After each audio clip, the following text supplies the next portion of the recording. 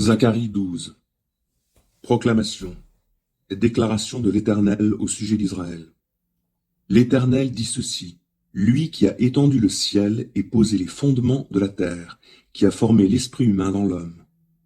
De Jérusalem, je vais faire une coupe enivrante pour tous les peuples qui l'entourent. Il en sera de même pour Juda, quand on assiégera Jérusalem. Voici, en ce jour-là, je ferai de Jérusalem une très lourde pierre pour tous les autres peuples, et quiconque essaiera de la lever de terre en sera tout meurtri. Tous les peuples du monde uniront leurs efforts pour la combattre. En ce jour-là, l'Éternel le déclare, je frapperai les chevaux d'épouvante et leurs cavaliers de folie. Mais sur le peuple de Juda, je veillerai, alors que je rendrai aveugles tous les chevaux des autres peuples. Et les chefs de Juda reconnaîtront alors que pour Jérusalem et pour ceux qui l'habitent, la force est en leur Dieu, le Seigneur des armées célestes.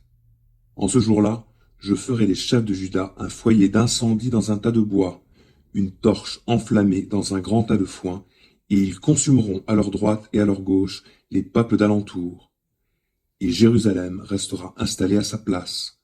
En premier lieu, l'Éternel sauvera la population de Juda pour que la famille de David et tous ceux qui habitent Jérusalem ne soient pas orgueilleux et ne s'exaltent pas au-dessus de Juda. En ce jour-là, l'Éternel défendra la population de Jérusalem.